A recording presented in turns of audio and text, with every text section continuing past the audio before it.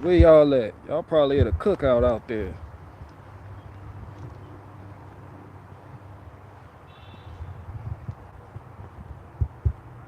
Everybody and their mama at a cookout right now. I'm about to compete with a cookout back there.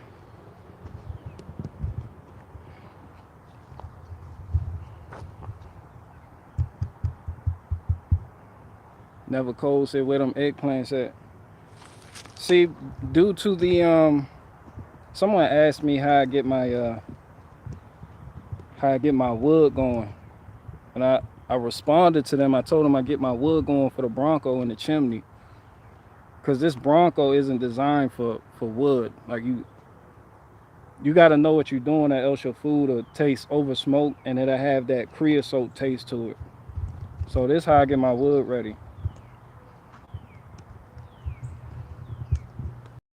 See, I got that Bronco empty.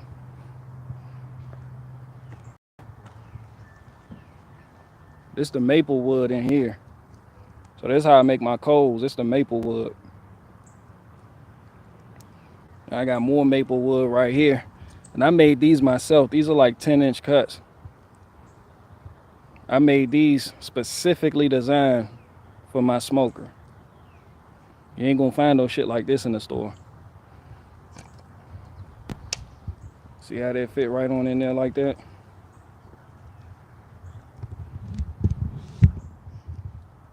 So I'm just gonna do some vegetables today. So I decided to use the maple wood, and I may or may not do some chicken.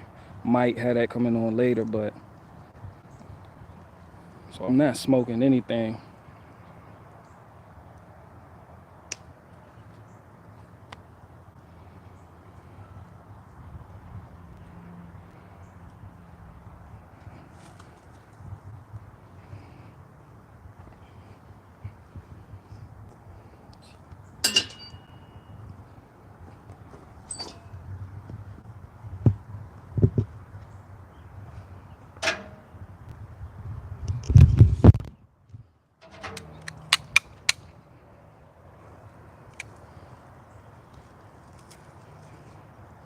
Look at that. That's good. That's good stuff right there.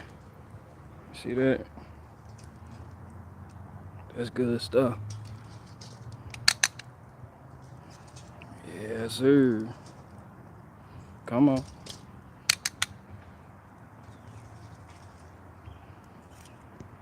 So see how you have to tweak your cooking method based on the style smoker you have. Some people on offset smokers, they don't have to do this. You still want to get a good bed of coals going. See how I had that right there? So I use charcoal briquettes. Well, of course I use the paper to start the fire.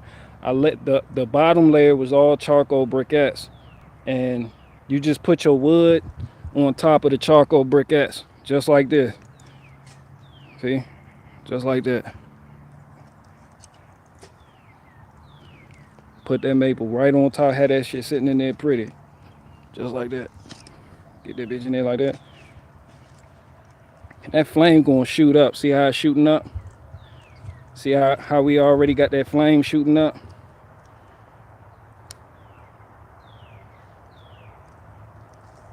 You put this stuff in here dry. Don't soak it. Nah, you don't need water. Don't soak that. Put that stuff in there dry. This was split about a month ago, so it's not exactly seasoned, but this is gonna burn off all the bad shit. And you're gonna be left with that good smoke on your food or whatever you putting in the grill. So this is the method I use. So I know a lot of people, they say I got a drum smoker too, but when I use wood, it tastes bad. Well, I'm telling you from experience, this is the correct way to use wood in a drum style smoker, because it's not like an offset smoker or the stick burners they have.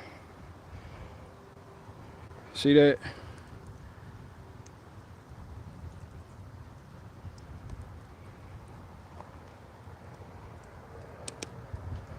This preparation right here.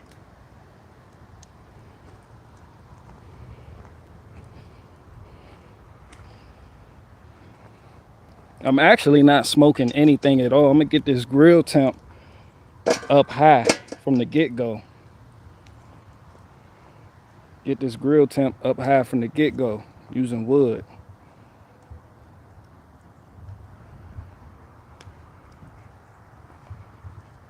And that stuff in there burned for a while too. Of course, if you want, you could always toss in some briquettes to supplement that. But you want to let it burn off a good while before you put your food on here.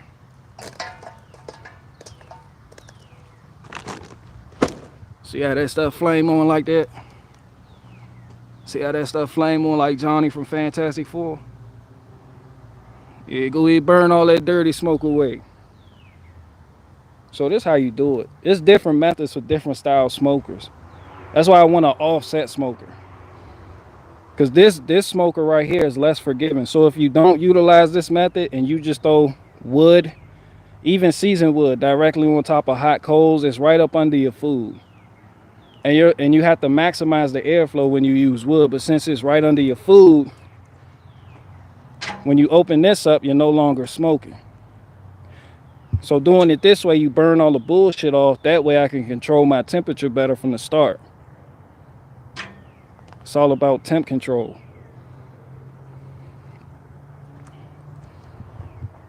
So while this stuff over here burning off like shine, we're gonna clean these grill grates. We're gonna clean the grill grate and this diffuser plate.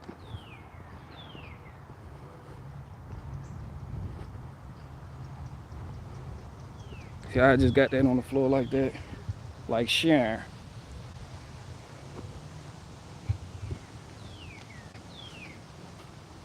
So I'm getting all this ready for the wife. She's cooking eggplant. Not really cooking it, she's making baba ganoush. I gotta cut the water on. When you set up your pressure wash, I like to start it holding the trigger.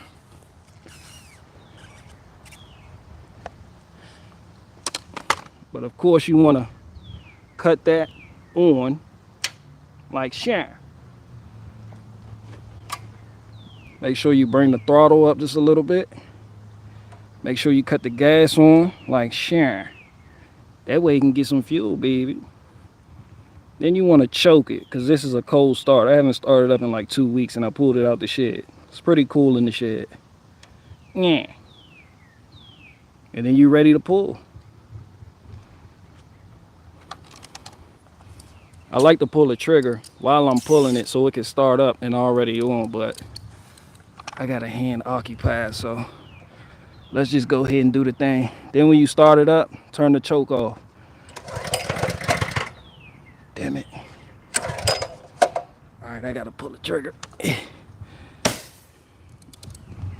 Pull the trigger.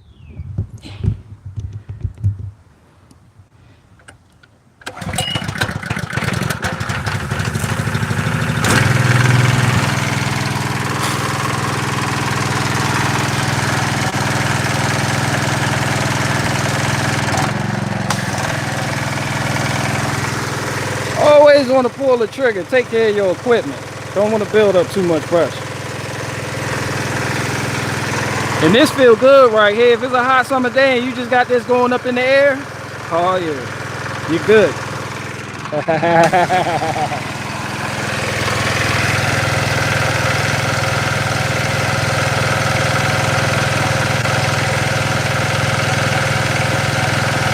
All right, we're gonna go ahead and cut the throttle up right now. We're gonna go ahead and cut this throttle up.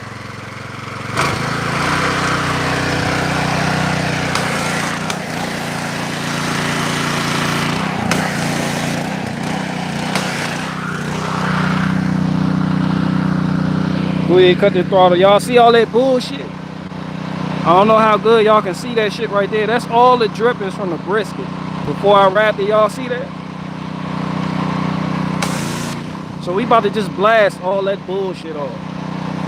First, I'm gonna do this grate. See all that bullshit on that grate like that? We just gonna do a quick blast.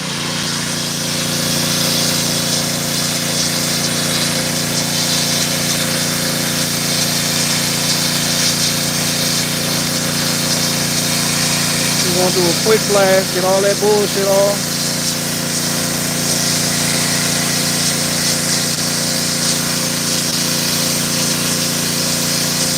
I'm doing this one-handed. I deserve a Nobel Peace Prize for this bullshit.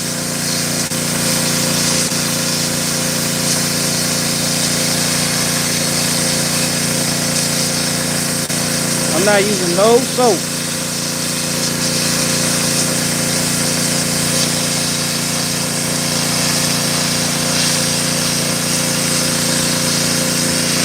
You might want to change up your style for cleaning your grapes if you got cast grapes. This is the porcelain style, so this is A-okay.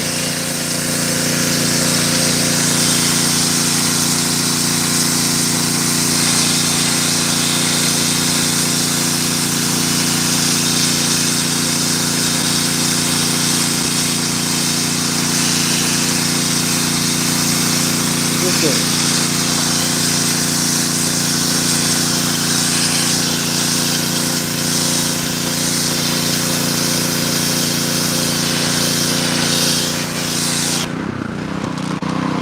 Go ahead and turn that.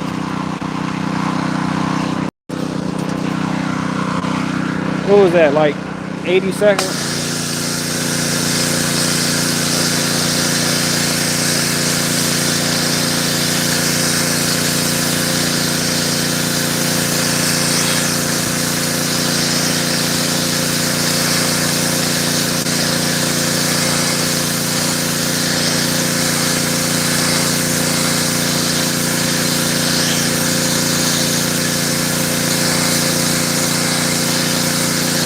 Make sure you go ahead and turn it so you can get the bottom.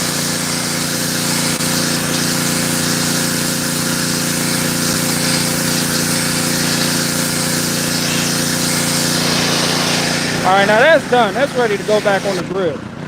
Now what we gonna do right here with this diffuser plate, y'all seen all that bullshit on here. We just gonna blast that right off.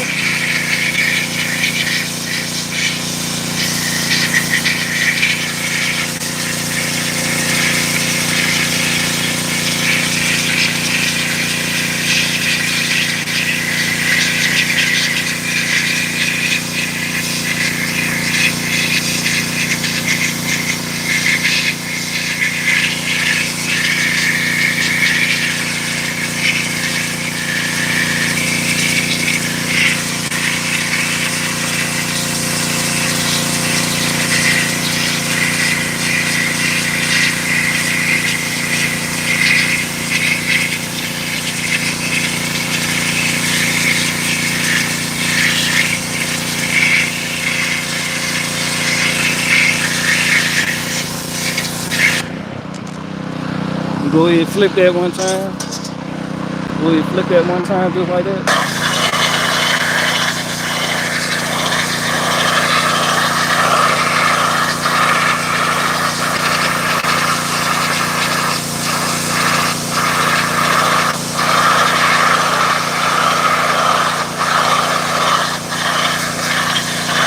Go ahead and make sure we get this grill grate one side going on like this one right here.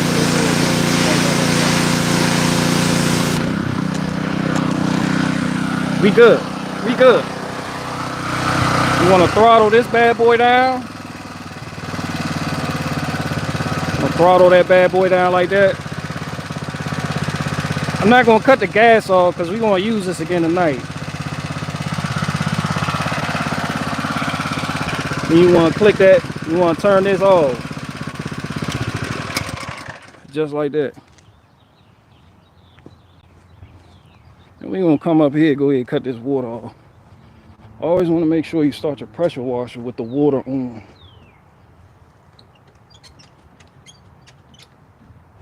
And before you disconnect any fittings to put your pressure washer up, always make sure you pull that trigger to relieve pressure.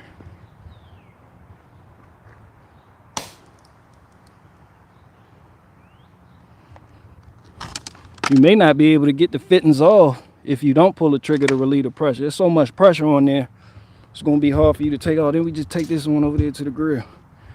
See that? See how dirty that was? See how clean that is right now? Just take this right on over there to the grill. Like fuck it, leave it to beaver. We done. Yeah, we done. That's how you do that. And when you're feeling froggy, go ahead, pressure wash the whole grill. Get some Dawn soap, whatever the fuck you use, and re-season it. We just gonna hang that right there like shit. See how we got that good fire? And it does smell like maple syrup. Yeah. Got that good fire. Leave that in the sun to dry out. I may not use that.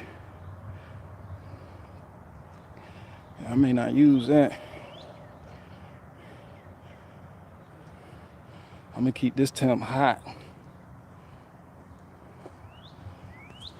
See how we got that going? Mm-hmm.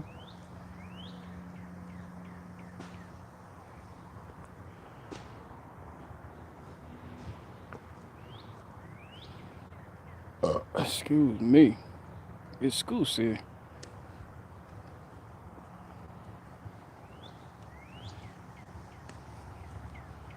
We gonna go ahead.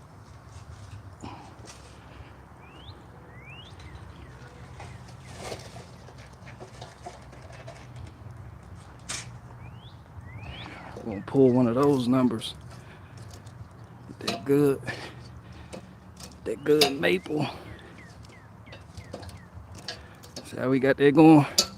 It's perfect. The way I'm gonna grill this perfect for cooking steaks. You wanna get a quick sear on, or nice and hot. Yeah, that's Belinda Smith. I don't care how you pronounce her. That's Belinda Smith. So we gonna get this nice and hot, just like this. Get that nice and hot. Get that bad boy burning like that. Ooh! And the air, this is the intake right here, so we want to make sure we have that open. Because that air shooting here, come through the bottom. This heat's from the bottom up. You could put wood chunks. What a lot of people do with these drum style smokers is they put wood chunks in the ash pan. This the ash pan. They'll put wood chunks in there, and it acts like it does this gravity feed thing where it because this is where the airflow comes in at through these holes, and that's what feeds your fire. Okay, I'm burning wood chips now. And instead of putting a grill grate on this top part, we're gonna go ahead and put it on the bottom. Let me show you. It's gonna be closer to the fire. Instead of throwing it on the top like this, instead of throwing it on the top like that, we just gonna go ahead, move it one rung up under, and throw it on the bottom like that. See how that's get that closer to that fire so we can get that temperature up. I'm gonna switch this from a smoker to a grill. Now that bitch hot right there, so I'm gonna need the oven mitt. Let me see. Yeah. Okay, BG. Okay, B Jizzle. I didn't need an oven mitt. Schmack. But it did threaten my wood yard. Schmack. California people going nuts. Did I know you have a fire going on the floor of your wood yard? So that's all we need. So you see all that. That's how I get my maple wood started, or any wood, oak, anything. See, I already got good coals right there. And we gonna cut. Y'all hear that snap, crackle, pop right there? We gonna go ahead, open this intake. Let that do its thing. We gonna let this heat up. Still gonna be a little while before we put the food on. Let me put this on the bottom. Yeah, put that on the bottom, just like that.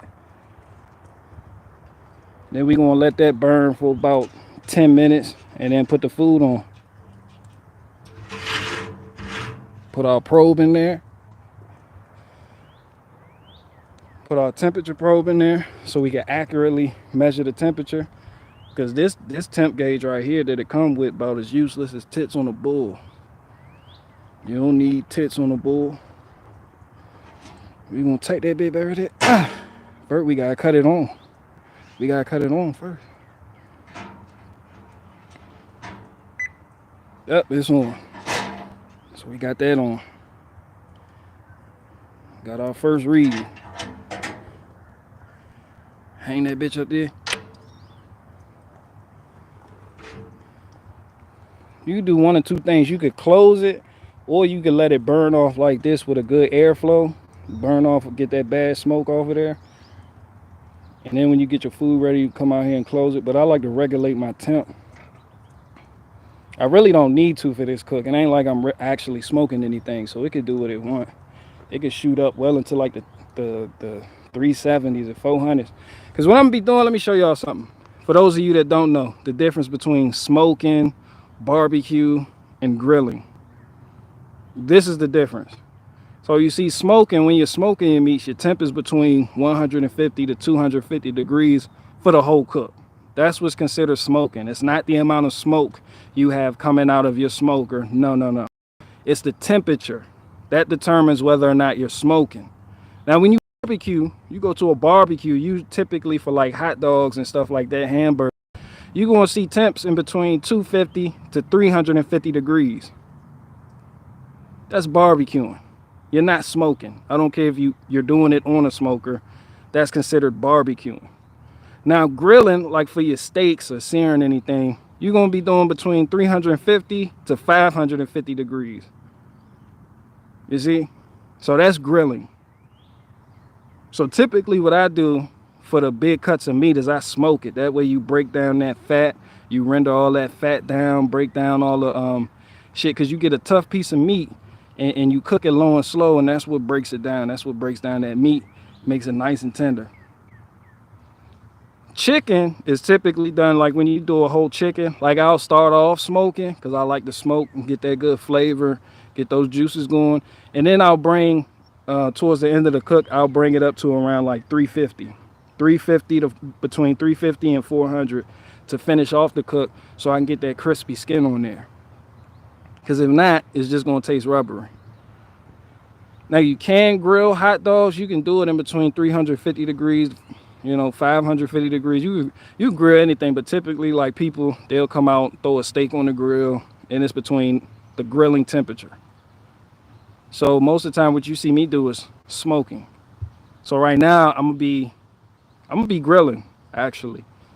I'm gonna be like right around 370 to 400. I don't even care. I'm not even going to babysit the temperature. I'm gonna just let it do what it do. But most of the times, like my brisket, I kept it at 225. Now this is inaccurate, so this is why I got this. So we're gonna go ahead and close this. You see I got that good clean smoke going already.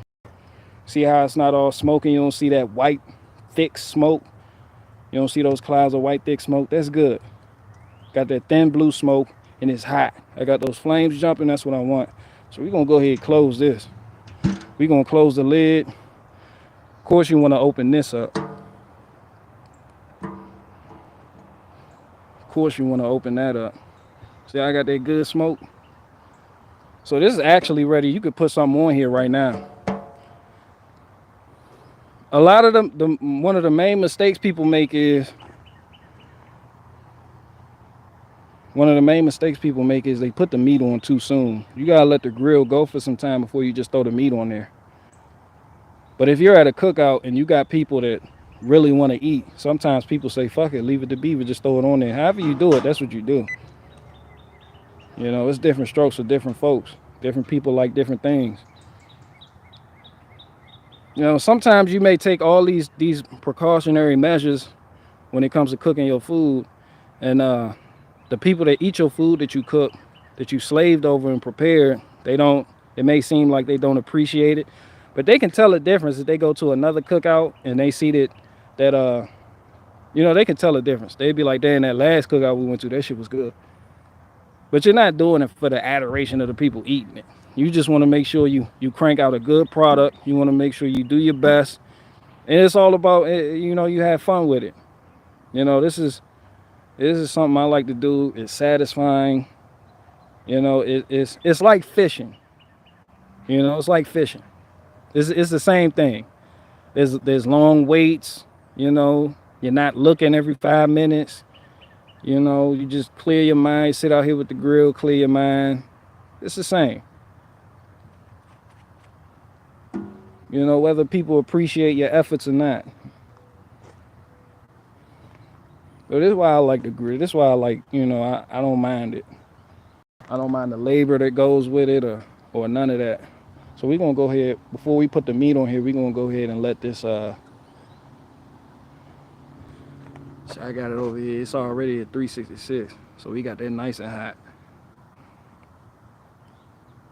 We got that nice and hot.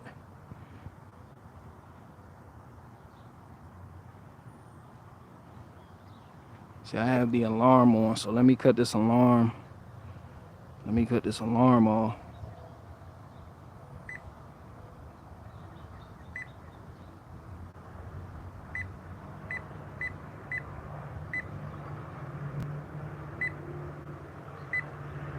Yep, cut it off just like that. And we good.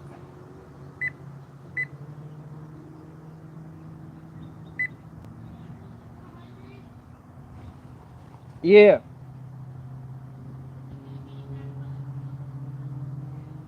Yep.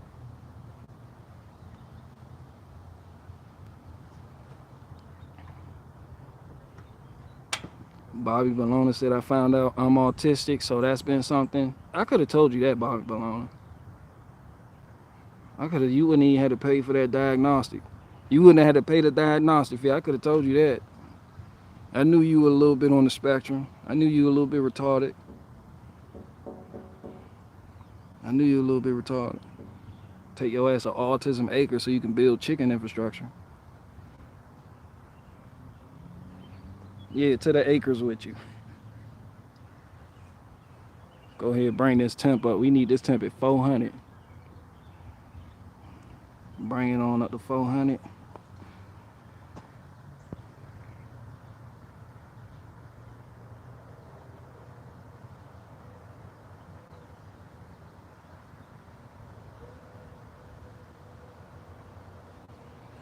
You see, I went and picked up some chestnut oak today. That's what this is.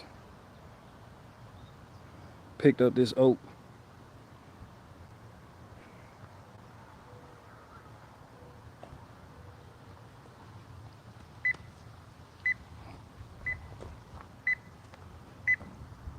Alright, I could have sworn I cut you off.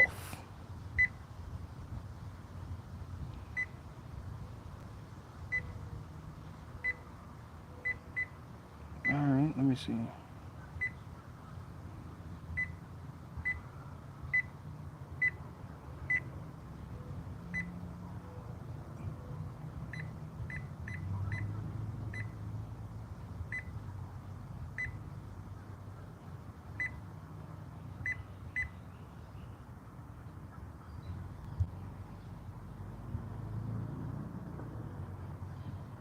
Alright, cut that off.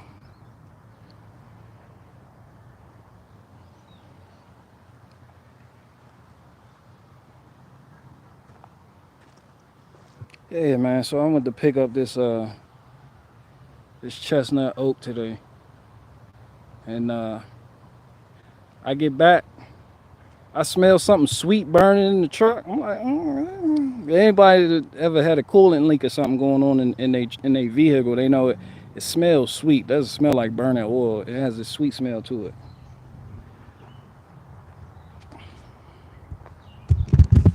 So now I got Tamara throwing a hissy fit. I don't know, something in the front. Tamara, I got back to the house. Tamara like, I thought, bro, I think I may need a radiator or something. Maybe a radiator. I need no parts. So I'm like, oh, here you go with that bullshit. And that when your truck break down, right? Not that it's broken down. It ain't no problems, only solutions, right? But when something wrong with your vehicle, that's when typically people want everything. Like, you'll have a guy, as soon as your truck start acting up, you'll have a guy, I need 300 cords right now. I have $55 million to give you. I need it ASAP. And you be like, damn, when everything was up and running, y'all was quiet. Now niggas want deliveries and shit. I'm like, this ain't the Jordan, my shit down. I gotta take my trailer off the truck. I gotta unhook the trailer, back the trailer up, and turn the truck around the driveway and get the diagnosing that. Meanwhile, everybody want delivery. Somebody said it must be a Chevy thing. It's a Chevy thing. It's a Chevy thing. No problems, only solutions though. I ain't complaining, but fuck that. I am complaining. Tamara, you big back bitch. You big back ragamuffin ass bitch. You broke down. You broke dick ass Chevy. Fucking hate Chevys. But if somebody asks me what should their first truck be, I'm gonna tell them a Chevy Silverado all day. You know, that's just I'm just in that cult. That's just that's just what we do. That shit break, you fix it. What else you gonna do? What else you gonna do? That shit, when that shit break down, you supposed to fix it. That's why I said mechanics are important. The DIY people are important. It ain't just mechanic. Anybody who's mechanically inclined. Anybody who has the balls to tackle a repair.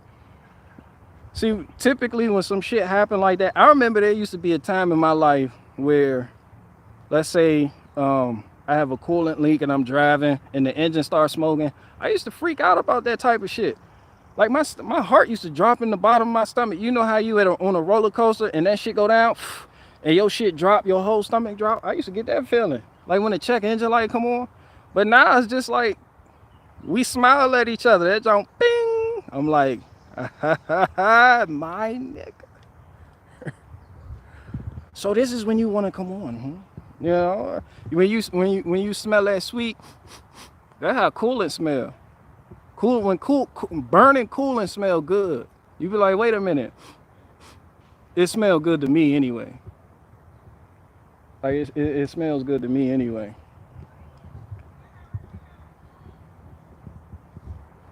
Let's give it another 10 minutes. Yeah. It smell good to me anyway. You know. Somebody said, haha, he does. Don Bear, what you talking about? A cookie? What y'all talking about? Hold on, let me get in this chat real quick. Let me answer some of these super chats. Boiling brisket while you smoking. Ryan Land, get out. The fuck out. I gotta. He a bright cookie. It Don Bear.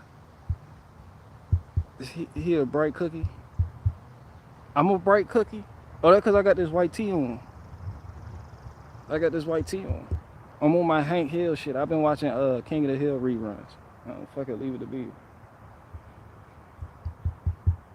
Ever been drenched in gasoline from head to toe? No, Chris Waters, but my face has. Like my eyeballs have been soaked in gasoline, dirty gasoline, old gasoline. Like I was replacing the pump on the fuel pump on a Chevy Tahoe. And I had to get under there, drop the fuel tank. I was fucking around with a line that wouldn't come off. One of those fuel lines that you need a special clip. I had the clip in there, and I'm pressing with my thumbnail because that bitch don't leave you no space. You gotta press. You gotta have strong ass forefingers. Like the forefinger part that just you gotta do this shit strong as fuck. Like you need forearm strength. So I'm down there, and then you gotta be able to pull out with another hand. So I'm back that bit like that. I'm powering up like Gohan going Super Saiyan against Cell. And then I got one hand going this way, trying to push it out as I push this bitch in so I can get those clips in. As soon as I hit Super Saiyan 3, that bitch, that's exactly how I sounded too. That bitch went that way, the clip went inward, and my eye just dialed. That shit. I was like, I was nowhere, and I had on safety glasses. I was nowhere near this shit as it was happening. Like I was doing this type of shit with long ass reach. But what happened was it hit the heat shield that it had above the line on the chassis and shot downward towards me. At which point I felt like life is not even fair at that point. That shit went up, hit the chassis, and shot. That shit ricocheted off the chassis. And straight. And it hit the corner. I had my DeWalt sunglasses on. It hit the corner of my safety glass. That shit and shot inward. It ricocheted off my cheekbone, my high cheekbone, and then shot inward and got my eyeball soaked, my iris, my retina, my cornea. All that shit was soaked in gasoline. And that was the gasoline that had the metallic chunks in there. It was metallic pieces in there, rust particles, all types of particles. That shit was sitting for like 8 months. He was like, man, you replaced my fuel pot. My dumb ass went down there. But you live and you learn, you know. So I couldn't see for like 5 minutes. Like I had to get water and like, I was doing that shit with the water, with a gallon of water, distilled water. So I went through that. But no, I've never been soaked head to toe. It ain't bad. Fuck it, leave it to Beaver. I got oil in my eye the other day, changing the oil on the Chevy. I got oil. That shit splashed in my eye. That shit ricocheted. This shit ricocheted off the oil drain pan. That shit pour and then bounced right into my eyeball. I was like, really, really? I was like, really? That was a cheap. Come on, man. I hit the Joe Biden. Come on, man. I was like, hey, really? That's what you want to do? That shit pour. Because when you crack that drain bolt loose, that's what the oil say. When you crack the engine oil drain bolt, that shit come out pour. You like, all right, pour. But when it hit your oil pan, the joint I use got like a flat surface kind of. It's concave as a bitch. They got that flat surface. That shit hit that flat pour. That's exactly what it sounded like too. A dollop. A dollop got me in the eye. I was like, oh, look at the oil. Look coming down. I went up top, popped the cap in the engine valve. I was like, look at the oil. It can drain better. Pour. That shit hit my eyeball. That shit said splash. Ah! I hit the Illuminati joint. I ran in the house. The missus said, what the fuck wrong with you? The hell going on? All going on out there. You can't get injured around women because they always have like something extreme they want you to do so it never happens again. It's like I got oil in my eye. It's like, oh, this is why you need to have on a helmet, a fucking helmet when you change oil. We need to get you. I'm like, no, calm down. Not at all. I don't need a helmet. I don't need one of those dumbass face shields that people operating chainsaws use. I'm good. It was a freak accident. It was just the oil was feeling some type of way. You need a helmet. You need a helmet. You need to close your eyes. You need to not see when you're working on a vehicle. Women just go straight to the extreme. Somebody said anomaly recording raps. Ryan Lyon, didn't I put you out? I put you out when you said boiled brisket. I don't know what you fucking Yankees do up north. We don't do that down here. What? That sound like some Yankee Doodle ass shit to do. Just boil a brisket. That's some northerner shit to do. No regular person thinks of such atrocities. Like no one does that. They ain't talking about anomaly raps. Wasn't nobody thinking about that shit. Anomaly. The thought of anomaly rapping leaves a bad taste in my mouth. You might as well be saying boiled brisket at that point. Get out.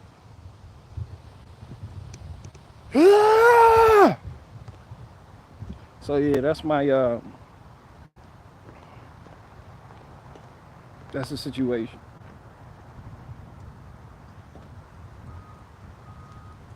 Okay, come on, Smokey Good and Mapley, come on. Come on. Let's get it together.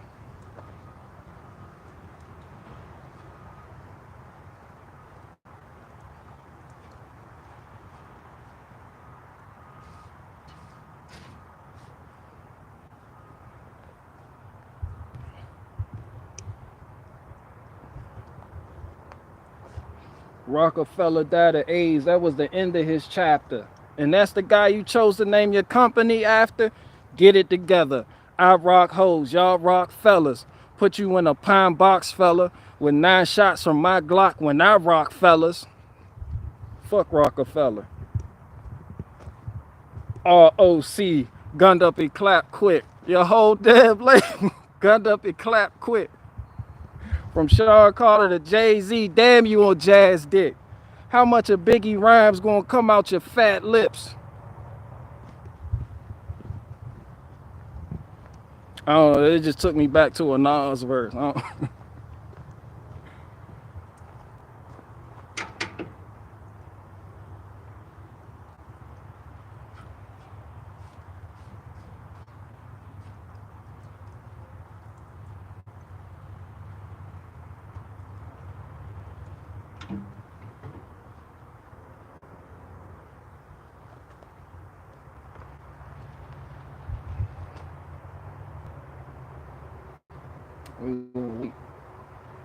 Give it about 5 more minutes.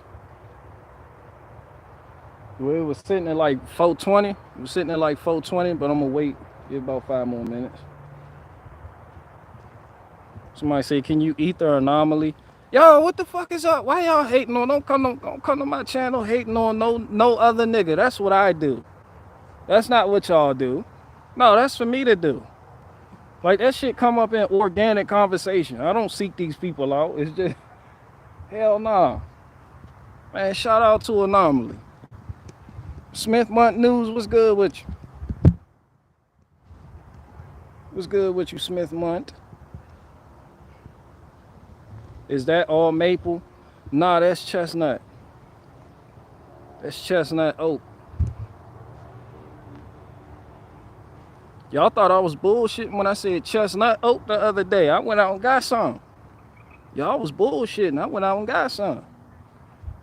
See this whole palette right here, all that shit right there. Look, all that shit right there. That's like red oak, white oak, black oak mix. So when them Bammers hit my line talking about, we need oak. We need only oak. All oak. Nothing but oak. We don't want walnut. We don't want the black walnut. We don't want maple. We need oak. I can give them that mix shit.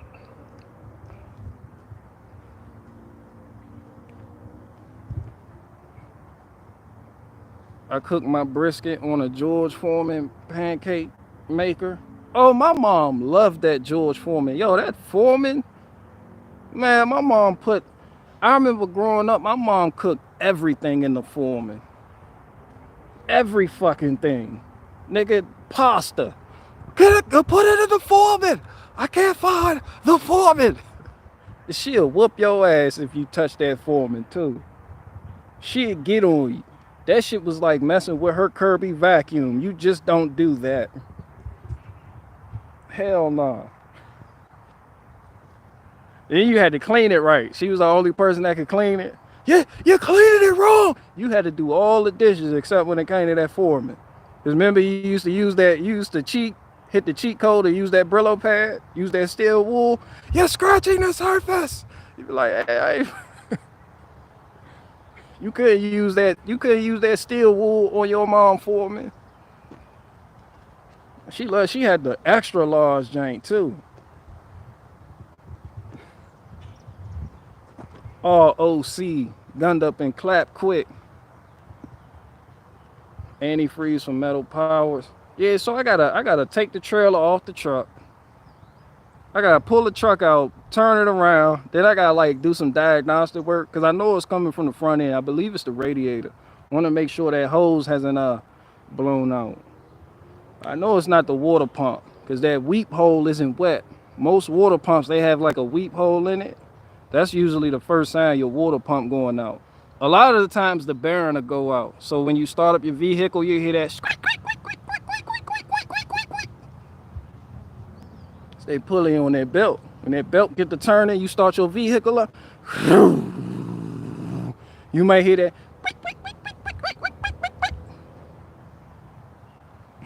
It's that bearing in that water pump. That could also be your tensioner too. That could be the belt tensioner. So pay me no fucking mind. That shit. That's one sign. Then you can feel under the pulley and wipe your hand like this in a circular motion. And see if it come up wet.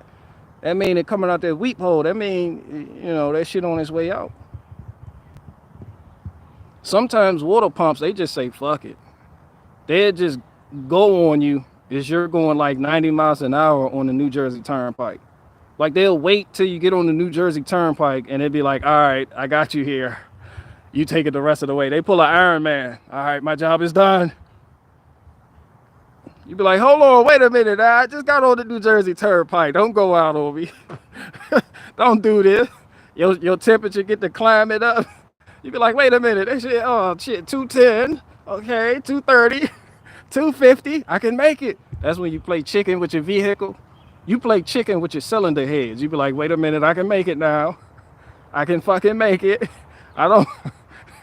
I can. Wait, is this an aluminum block? Wait a minute. You start contemplating. Be like, is this an aluminum block?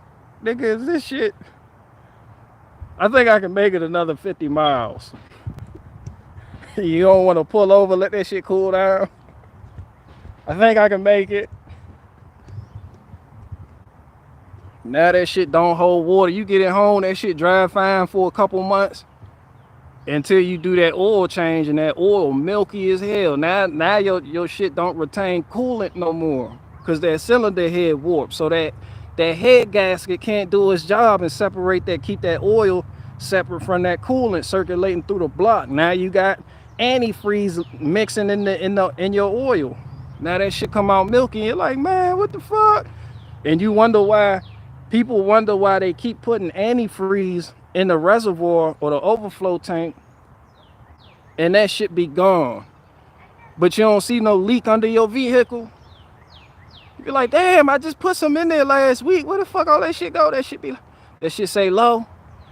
Your temperature start to spike up when you driving and it's hot as fuck outside, and it's summer as a bitch, and you at a red light, you like, and that temp start to creep up like this, 210, 220, 230. You're like, wait a minute, nah. You pop the hood and that shit say low on antifreeze, but you don't see no leak. Yeah, those the worst ones. See, you may not think so, but if you got a coolant leak and you see that coolant spilling out on the ground, you good. That's good. That's a good sign. That's what you want. That's what you want. But those internal leaks, nigga, you gonna have to pull out there. You gonna have to pull that cylinder head. You could do one or two things. You could buy some new ones off eBay and try to get them shits for like under $900, or you could take it to a machinist, take it to a machine shop, and see it here resurface them bitches, because you don't let your shit overheat. You don't have to take it to a machinist and see if they can get them tolerances right. Your shit leaking internally. I think BG just told me what happened to my Ford Ranger. Oh shit, my bad. I didn't even mean to talk that up. I wouldn't even, because I got a coolant leak right now, but I know it's coming from like the radiator. I know it's, because I can see it. It's all, you pop the hood, it's all over the battery. You know, it's coming from the front. You know, I don't got no squeaking belts. The pulley good. You could loosen the belt and spin that pulley on the water pump. Just that shit not rough at all. It spin freely, smoothly. The bearing's good. It's dry on that weep hole. It's dry. You know, that cool is circulating. The upper radiator hose and the lower radiator hose hot. You know. So if you don't see no leak, if there ain't a puddle under your vehicle when you let it sit for a while, or if you don't see a leak when you start it up and get that pressure going, start up your vehicle, get under there and look for a leak, and you don't see no leak, yeah, nigga, you gonna need some money. You gonna have to come out that cash. Fuck buying a radiator, a hose, a water pump. Yeah, nigga, you need to do some engine work. Or the freeze plug. It may be, I know a nigga that his fucking freeze plug was missing. I was like, what the fuck you do? He blew it out the block. I'm like, what the fuck you was doing? See, that nigga, he like to red line his shit from a red light. Nigga, you blowing freeze plugs. That's them niggas with them Hondas. They be, nah, your shit ain't made to accelerate that fast, fam. Like, you try and get the most performance out of your engine that's not designed for performance. And you got all that pressure going on in there. And sometimes they'll rust out. Sometimes they just, niggas do the fuck out one. Like, they'll go 0 to 100 from a red light. Like, oh, man, you abusing shit. You abusing it.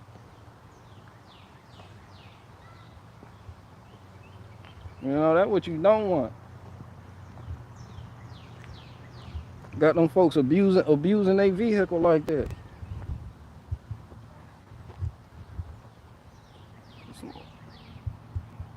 Man, power washes grill, 10 out of 10, very satisfying. Back two freeze plugs in the F-150 are a motherfucker to get. You gotta pull the engine. That shit easy. Everything easy. It's easy. I don't know. Sometimes people have a hole in the fucking block. People have a hole in the block and they take it to the mechanic. They be like, tell me it's a good anything. You like you got a hole in the block. Can I get some of that JB Weld? That's the first thing they say. Like, can JB Weld fix it? That's that shit they get at AutoZone. They be like, they said the JB Weld. Can I close it up with the JB Weld? My girlfriend's mom makes putty. You think I could use that? Nigga want to do everything. Niggas don't want to hear you need a new block. Niggas don't want to hear that. You tell them, you give them prosperity gospel. It won't even have nothing to do with the shit. You be like, you just need new brake pads. They'll pay for it, knowing good and hell well that is not why you got coolant going every fucking where. They just wanted to be anything but that. Just tell me that not the new engine. I can't. Nah, I feel bad for people that have vehicle problems. I feel bad for people that have vehicles. Because a lot of people don't know. And it be a lot of women out there. They be talking about they bad bitches. I'm a queen. They be like, I'm a single mom. Tires be bald as fuck. Little boy in there, he looking at the mama, the steel belts and the tires just showing. Get in the fucking car. You look like your daddy. Like my dad, at least my dad knew how to fix shit. And see where my single moms at. Single moms be doing the fuck out one. They be fucking with random dudes that don't know shit. Yeah, they do.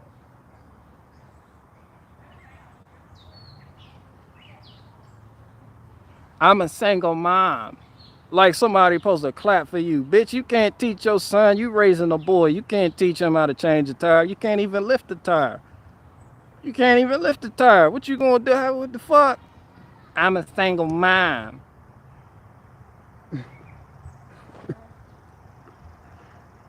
Shit, none of the men in your family worth a damn. You can't call your brother to help you out. Your uncle don't know what all your uncle pay for pussy. That's all he want to do. He ain't worth shit. You can't call him with some real shit. You know, all y'all can do, let me talk about niggas real quick. That's all niggas want to do. All they want to do is hop on the phone, go to cookouts, talking about oppression. I'm like, nigga, your lack of tread on your vehicle, that's oppression. That's oppression. Yo, that hospital bill because your lack of tread because you can't stop quick enough, that shit's a motherfucker. That hospital bill, that insurance, the people you gonna have to pay because you rear end them, because none of the men in your family worth a damn, that's a motherfucker, right? That's true oppression. That's true oppression. You got every Instagram post you put, I'm a bad bitch, I'm a single, with your hand on your hip like that, single. Man, that shit oppression. You don't know what the fuck you gonna do. This why young boys they really don't respect men. These young boys don't respect men, but they don't respect a man's authority. They don't. They'll listen to their mama. They'll listen to a woman tell them to do something. That's why they got the school teachers telling them to do shit. They got their mom making all the decisions. They see their mom talk bad on their dad, and the dad be in the house. This ain't even for single mom. They said, your kid, you got your son watching how your wife talk to you. Like she runs shit in the house. It's true. It's true. Because now it's normal that women run the house. It don't matter if the dad's there or not, married or single. It is by default, women run shit. Like when a woman roars, shit happens. Happy wife, happy life. So what the fuck you think that little boy, he gonna grow up how he gonna respect you? You don't even get respect from your woman. Your woman dictate what type of man you are.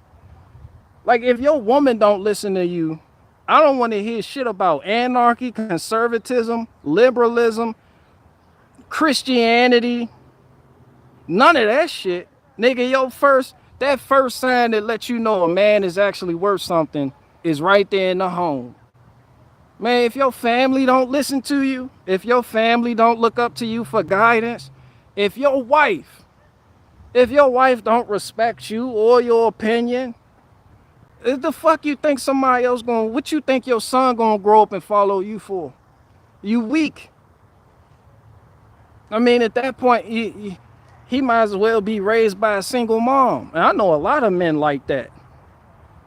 They got their kid, they in their kid's life. But it's like, damn, they're not role models.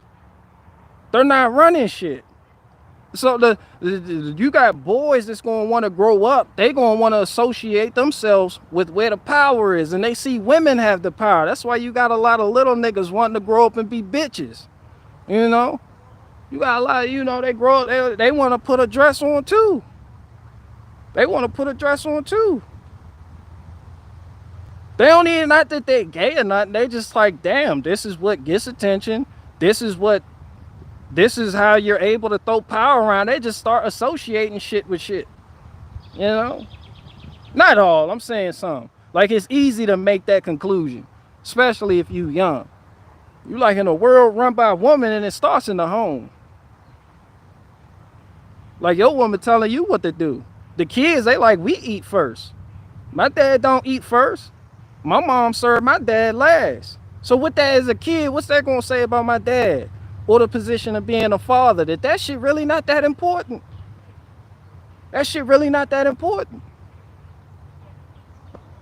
Doesn't matter if you work or not. Doesn't matter if the man works or not. There's some men out there, they like, yo, I worked, I provided a good home. My boy, he grew up, he's still a faggot. Or two, he ain't worth shit. Or he beats women. He beating his wife. And you like, I don't know what I did wrong. I'm telling you, yo, woman, you see how you grew up with that shit. Some boys grow up and they perceive it a different way. They grow up and that's why they resent women. That's why they get in relationships and beat women. That shit remind them of their mama. Like, they grow up with that shit different. You got different kids, they perceive shit different ways. I'm just saying, the best way to be is a rock. You gotta be a rock. Like a rock. You gotta be a rock. You gotta be a cornerstone. That's why when they say provide, it ain't always financial. That's what they tell you. They say what it is to be a man. They say, yo, provide. And the boys think that shit mean financially. Yeah, that too, but provide mainly means you gotta provide that foundation. You gotta be the cornerstone. Huh? Sound familiar? Gotta be the cornerstone of your fucking family. Like, your family structure, how your family is structured is just as important as the family, period. In general.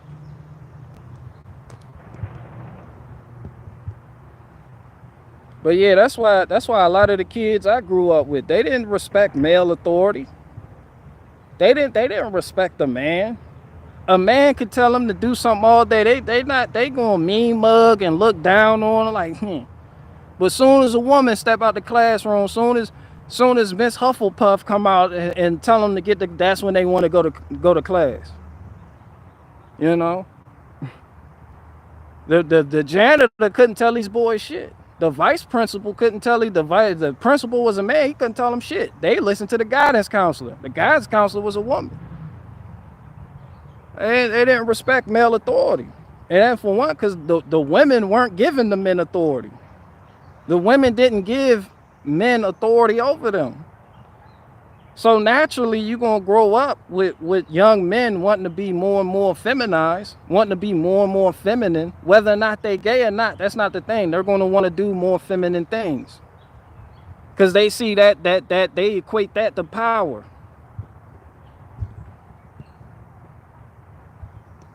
And they see that women accept it. Like how many of y'all know? How many men in here know women that watch RuPaul Drag Racing, or they got gay friends and take their gay friends every fucking where? Cause you got a lot of conservative women, like they say they conservative. They got a lot of gay friends they take everywhere with them. The emasculated man, they cart that nigga around like it's a purse. Take that shit. What you think that shit do to a young boy? How the fuck he supposed to respect male authority? How the fuck he supposed to respect? They like, damn, my mom like, and a young boy mind, they think, damn, my mom like him better than she do my father. She talk to him about anything, tell him anything. They go everywhere together. Like that's how it don't matter what you say, it's what you do. You'll be sending mixed signals to your kids.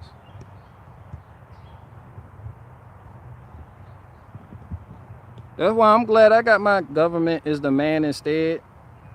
Yeah, by way of the woman. Well,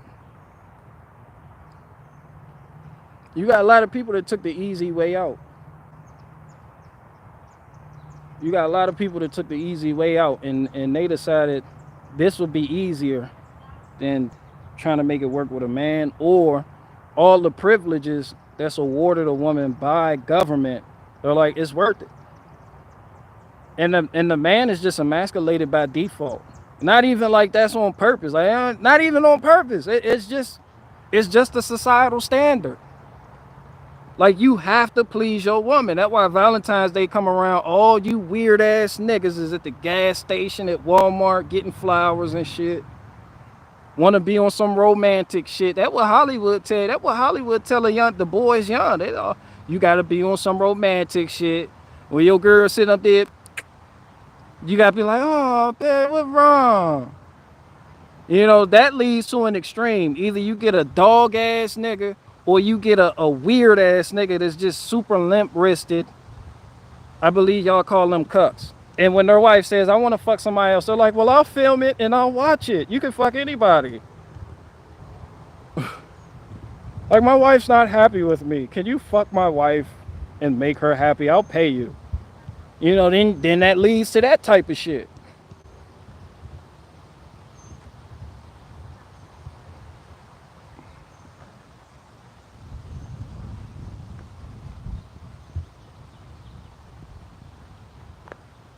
Yeah, so it's easy. I'm not even one of those people asking why or how come today's society you got why more and more men acting like bitches in today's society. I'm not even one. I get it. Like, I get it. Somebody said don't buy flowers, get them from the cemetery. Man, I don't get shit. I don't get shit on Valentine's Day. Man, as a husband, that's your duty. That shit every day. Valentine's Day for the merchants. Valentine's Day for the merchants. But it also does something else. It programs the boys watching their fathers go through hoops to please a woman. That's programming at a young age. Not only, it's like 4 different psychological operations that's programming the future generations going on with Valentine's Day. Not that I'm going to get into it all.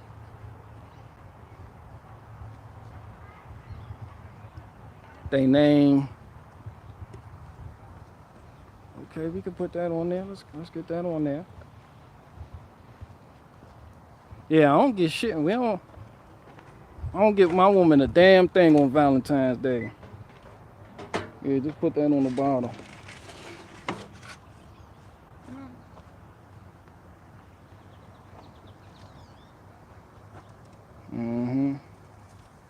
You want that to cut? They This can have to put this.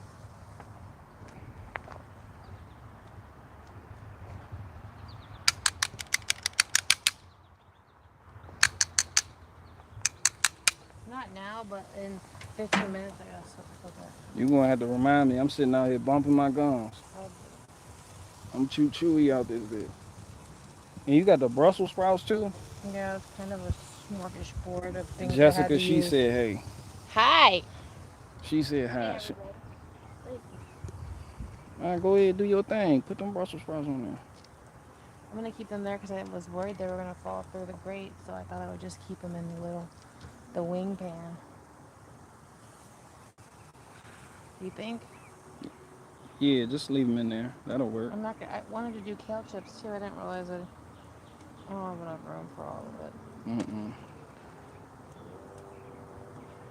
You got to cool it out. That stuff hot too. What? That thing hot. That thing piping hot. It's ready. I'm ready. I'm ready. I am ready. You want to tell the people what seasoning you used on? Actually, I just had a peri peri seasoning I put on. I'm gonna put a kebab seasoning on the chicken. Um, Actually, maybe I should put these on this tray. And I think I could stick these on the grates. I'm ready. Or if you just put it on the tray, it would be easier. But then all of this is gonna get crispy. Mm-hmm. All right. That's why I was gonna put this on. I mean, all right. It's hot. I told you now that stuff hot. Okay. Somebody said, do you actually enjoy eggplant? Well, you're making baba ganoush, right? We doing the baba ganoush thing. That is a great dip. Somebody said, I thought women can't touch the grill, BG. Nah, she can. Women can't touch my truck. I said my truck. I emailed you, BG. Oh, you got an email from Faye. She said she emailed you. She said you bullshit.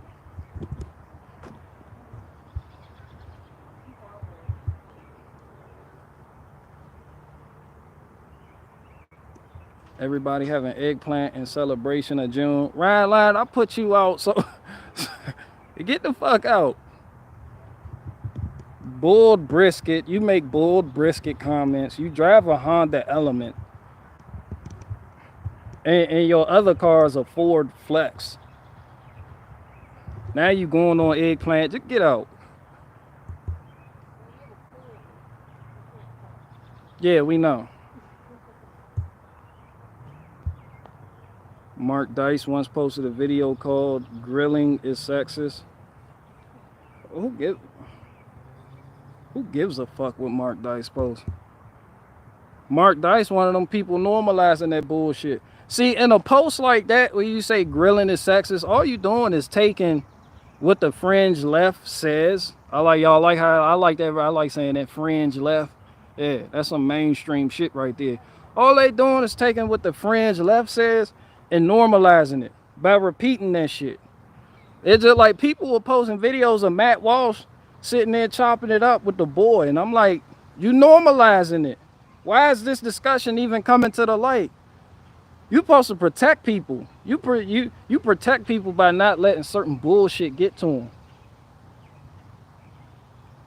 It's just like when you got an army, when you got a military, when people want to advance on your village, and you have a military, they're out there defending the village. They're gonna make sure that the opposition doesn't get to the village. They're out there.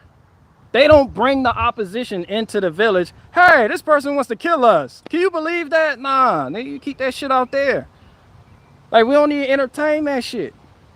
Like, that shit just keeps it going. And it keeps people like you. Mark Dice just says grilling is sexist. And before long, you know, that shit normal. And people like, what happened to grilling? Like, that's how a lot of things he made fun of the left. I don't make it fun. That's normalizing the left. It really is. That shit normalizing the left. It's just like the first, like people were telling me about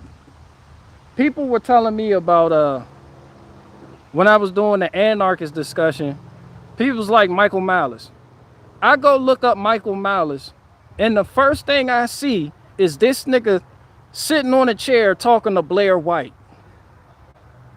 For what?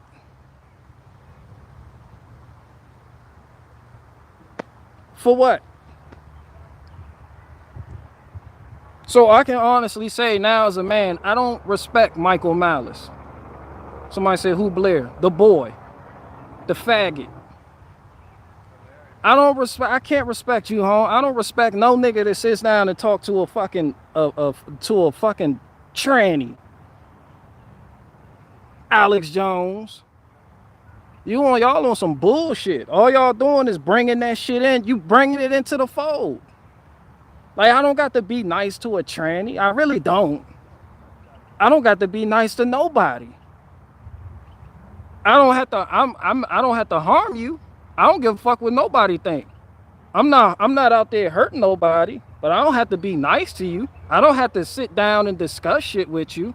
Why the fuck are you? You got to think to yourself. Why are these right wing people? These sort of not left, but I don't know if I can call them right wing. Why are these true third? I don't know what the fuck they are, but why are they normalizing it by sitting here and having a discussion with it as if that in and of itself isn't subversive? Because then you got to think about the young generation, like how we was talking about. What are the young boys going to think when they see somebody they respect, like Alex Jones or one of these other people, sitting up here entertaining a faggot? I was taught men don't do that. Where I come from, men don't do that. Yeah, where I come from, men don't do that. Where I come from, my dad gonna punch me in the chest and he see me sitting up there talking. He's like, yo, what the fuck going on with you, son? Nah, we don't do that.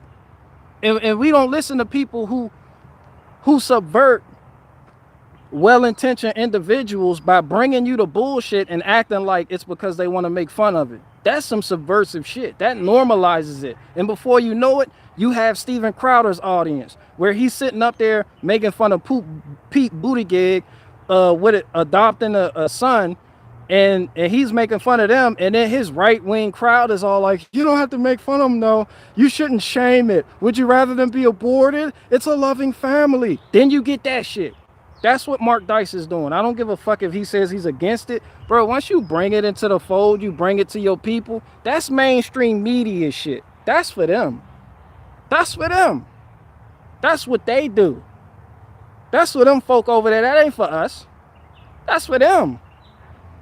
They can't normalize it without our consent. And we give it consent when we spread it to our audience, to our people, share it amongst our family. It gets you talking. That's why they do it. They do a lot of shit for shock value. They do a lot of shit for shock value. They'll put a faggot in a movie sucking another guy's dick just to get the right-wing people talking about it so they can get it in there. Once that seed has been planted, it's small like a mustard seed. You seen a mustard seed? That's all you need. That's all you need. Don't matter if you like it or not. That shit there. It's in there. Nah, you supposed to protect your people from the bullshit, homie. You're not supposed to let that shit. You're not put that shit. There's a line. You're not supposed to let that shit come on this side of that line. I don't give a fuck. And they be like, this is what the left is doing. That's how they bring you that bullshit. That's how they phrase it. That's some Luciferian shit right there. How they say Lucifer come in the form of everything you want. Some people just want to make jokes and crack the fuck up. And they hate the left, so they use what you hate against you. They use that as a vehicle by which to bring you this narrative. You already swore off social media. You already swore off TV. You don't watch TV. You like, I don't watch the bullshit. But these people you watch constantly bring you this bullshit. And you wonder why. They may not know what they're doing. They're getting paid. They love it. Michael Malice got paid to sit down with the faggot. He love it. Michael Malice is a faggot. No grown man sits there and crosses his legs like that. I don't know what pants he was wearing, but I see why young boys don't respect men. When you dress like that, when you talk like that, and when you're entertaining people like that. Bro, what is it going to take for you to understand we men? No Malice from VA. Yeah, no Malice from Clips. I'm talking about Michael Malice. This anarchy nigga. Because niggas, when we was talking about anarchy the other day, people was bringing up Michael Malice. So I type in this nigga, and the first thing that come up is he did a interview on a cross dressers podcast. The bitch Blair White, the nigga that was in Tom McDonald video, twerking on top of a car with the middle finger up. The giant I said got the American Werewolf in Paris hands. The bitch that look, y'all seen Underworld Evolutions? Yeah, that bitch got lichen hands, pleomorphic hands. With the big ass hands and the long ass feet, the Johnny Appleseed feet. Yeah, he's sitting up there talking to that. I'm like, I don't respect you. I don't give a fuck if you wrote a book on anarchy. I don't care how many of your anarchy niggas want to come. Michael Malice, if you listen to Michael Malice, we can, man, fuck you and your movie. If that's your big, these are y'all thought leaders? These are y'all thought leaders? Bro, y'all lost. Y'all fucking suck. People don't look up the men no more. People don't look up the men no more. Y'all look up the people just trying to get a check on y'all behalf. That's what they do. That's what they do. And the more and more people see that, they like, shit, I'm trying to get a check too. Shit, how can I bullshit the people? Niggas will come up with an ideology blended with another ideology for which there's no way to bring it to fruition and then bring it to the people because it sounds good, and then they collect money as a result. Boom. Get rich quick. And then y'all sit up here in people live chats and comments and be pointing at these niggas like they some type of leaders or something. Bro, no wonder y'all niggas don't get no respect. Look at Michael Malice talking to Blair White. Yeah, and so I also like, anarchy. I believe that we should have anarchy. Bro, I'm stealing that nigga better now. I'm taking that nigga's bike. I'm taking all his shit on some self-governance shit. Yeah, me and my posse, crew, etc., running up in this shit, taking everything. And he gonna either have to get down or lay down. And if he do get with the group, he's gonna be a sacrifice in the event of a flash zombie horde. Nigga, you gotta get tripped up because we more important than you. We gotta get away. Trip. Hey, y'all suck. Y'all suck. I can't believe. Don't tell me no more of your leaders, man. No more of y'all anarchy leaders, dog. Then niggas be like, James Corbett, James Corbett can't even bench press 50 pounds. Y'all don't have no masculine figures. There's no mass. That's why I said if I became an anarchist tomorrow, I'd take over the anarchy game. Because I'm a firebender. Because I'm an actual man. I'm a living person. So if you get me to believe in your ideology and I run with it, yeah, I'm running with it. And you're going to have numbers before long. Like, people want doers and soldiers, but instead people get talkers and people that just promote bullshit. They got people promoting bullshit that got like discount codes. Like, that's all the people that's left with, but there is a void. And if I was on the wrong side of this, I know how to fill that void. That's why I told I was like, give me something I can bring to my people about anarchy. But give me something solid. And we get this shit cracking. They don't know. They refer me to Michael Malice. I look up Michael Malice. This nigga sitting here talking to the faggot. I don't respect you niggas. I don't respect Michael Malice. Like, he's a whole boy and a half. I don't respect Alex Jones. I really don't. I don't respect no nigga that sits there and talk about, bro, I respect just regular gay people going on other gay people. That shit, they have the same ideology. When you say you are against something, and when you are known for speaking out against a transgender LGBTQ agenda, you call it an agenda. When you're speaking out against a gay agenda, and then you got the nerve to go on a faggots podcast and chop it up with them because they say they're on the same side. I can't respect you no more, Holmes. I can't respect you no more. Like as a man. Now does that take away from the shit that people say? Like, yeah, Alex Jones said some real shit. I'm just talking man to man, homie. This is what it boils down to. Once you boil away and render all the fat, this is what's left. Do them folk over there say some real shit? Yeah. Do they be spitting that shit? Yeah. But man to man, do I respect these people? No. They don't get my respect. Nah, my shit, you got to earn my shit.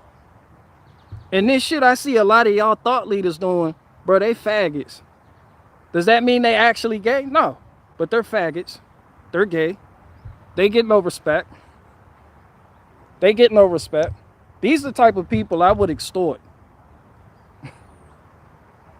I'm telling y'all the type of people that get extorted. Michael Malice and Alex Jones. Those types, because they still want to talk like they're truthers, or like they're big and bad, or like they're on the people's side. I'd be like, you gotta pay. You can still act like that, but there's a price you gotta pay for that. Yeah, you're gonna have to pay to keep talking like that. Cause obviously you not about that shit. I hate that shit, man. I fucking hate that shit. This nigga Alex Jones selling male vitality pills. You sitting down here with a flaming faggot. You need to sell that nigga some male vitality pills. You need to sell Blair White some male vitality pills. Cause that nigga thinks he's a fuck. That nigga thinks he's a female. That nigga, you soon as you click on that nigga's dressed like a woman.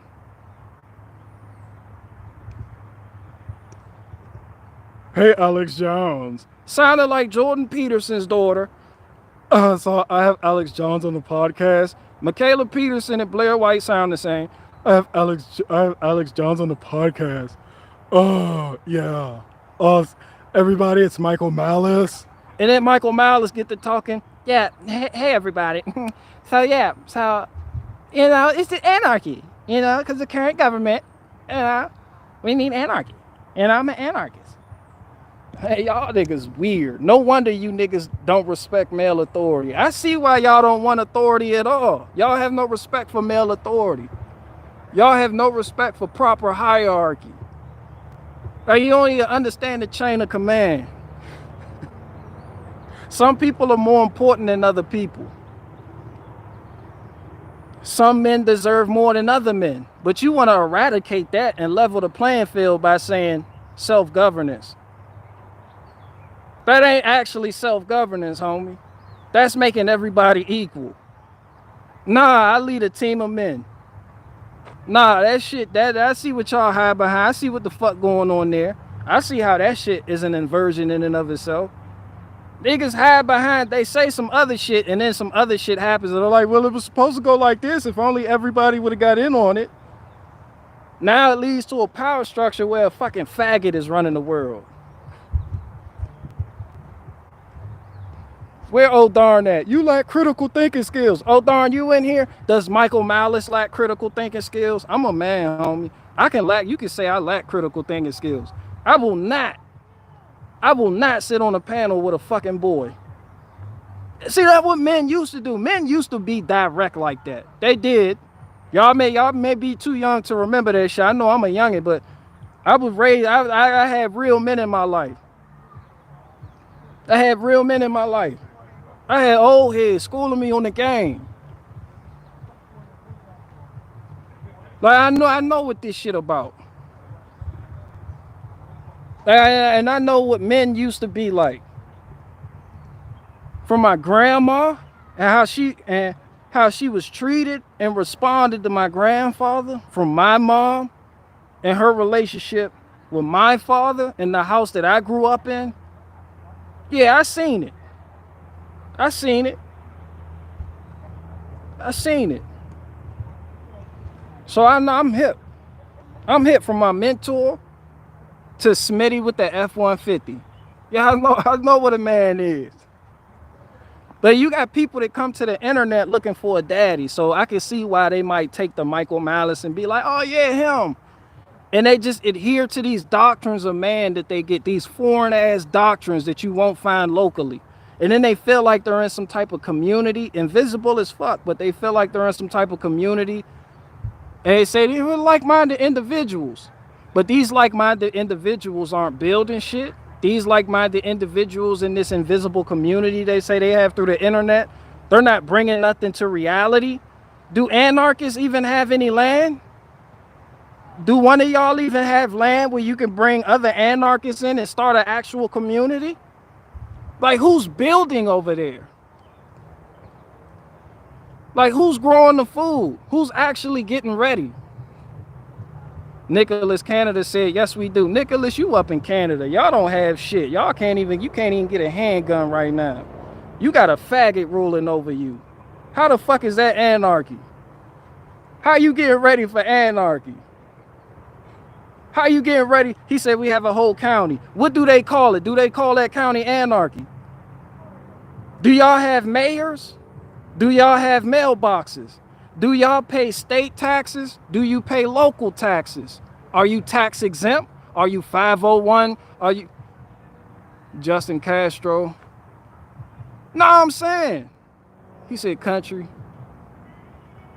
You don't have shit. Anarchists don't have shit.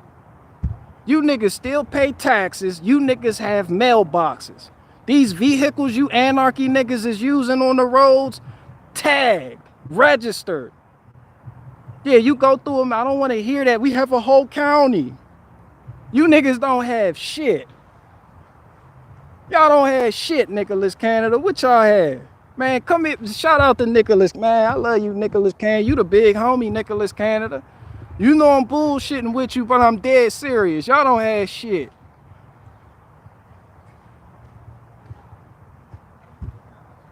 Mine said, oh, then he got mad. He said he's not Canadian.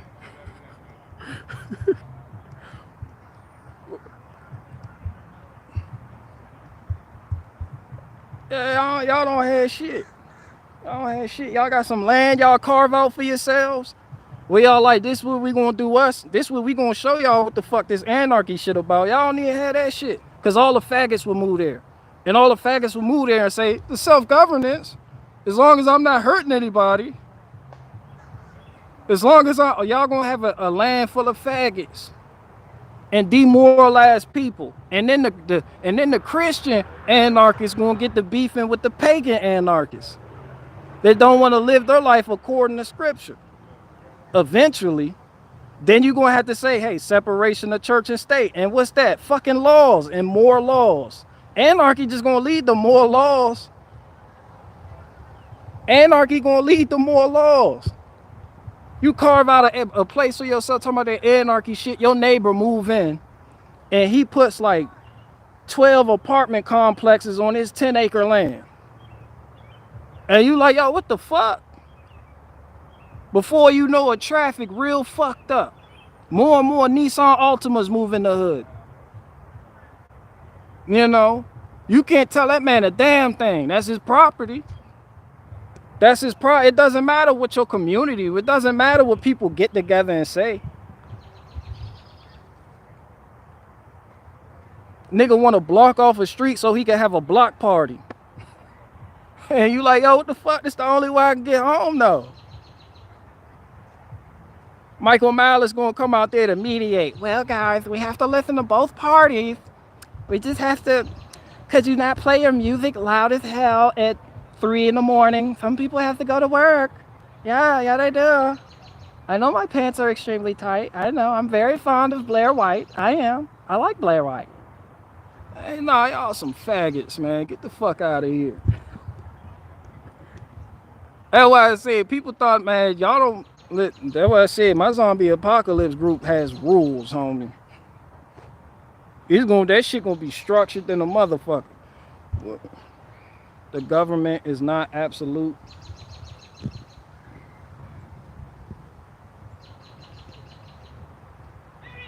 Not cut from the same cloth. There's pockets. The anarchy leader is Machine Gun Kelly. Where's that place in Mexico? Is drug lord controlled, not government controlled? Cartel, same thing. That's government. That's government. Like when people say government, they think of the U.S. government, Congress, presidents. No, no, no, no. Like I would be considered government in my house. Like if the cartel has control over a small town, they are considered the government. Government comes in many forms to control the people in that community.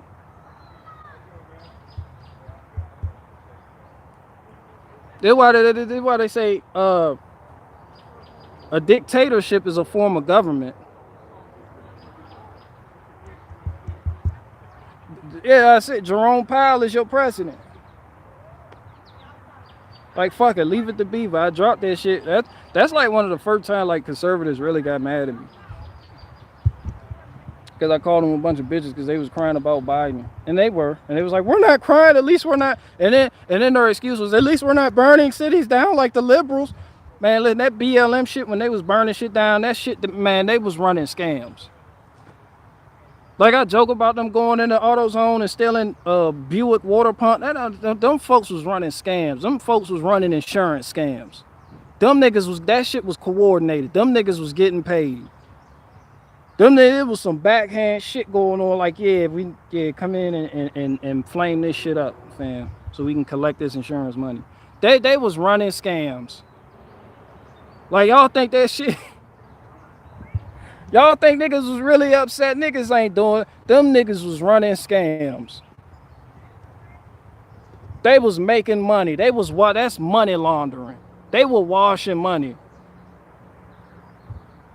Somebody said the cartel owns the cops in New Mexico. No, but the anarchists believe we can have a little town in New Mexico where there's no government control. The cartel will own it.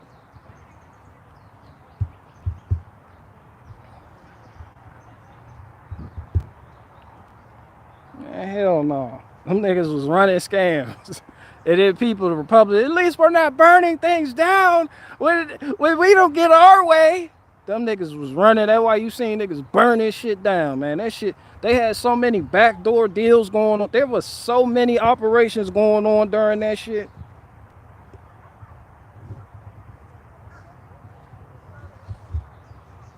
Somebody say ANCAP. I need an ANCAP compound then. Where the fuck can I leave my land and go join this shit at? Where have people brought this to fruition where I can leave where I live and go join and chip in and provide value to that so we can see our dream come true?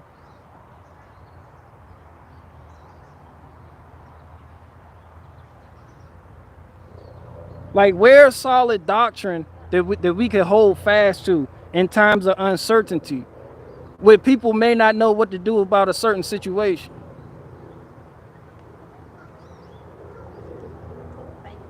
It's hot though. Yeah, it's dirty. It's gonna crack it. Just light it for me. I'm thirsty as fuck now.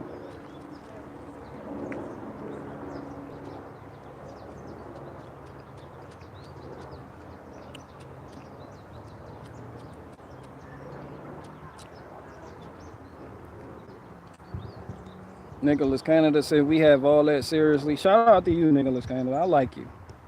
I like you. But yeah, man, that's why somebody said she's a good wife. I'm jealous. That's why I was saying people don't, getting back to the original point, that's why I was saying people don't respect male authority. Because they see the men, they don't see men as leaders of the household, even when men are in the household. Like they see the women running everything. Like when you see women getting all the attention that they get and in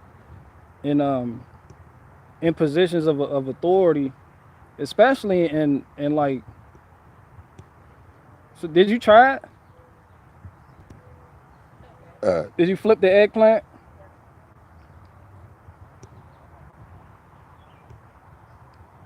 Why didn't somebody make a different BLM that was a real one and fight back? Fight back against what? People don't know who to fight against. This isn't a dictatorship. You know how many chambers, you know how many underground tunnels leading nowhere there are? Niggas don't know who the fuck to take out.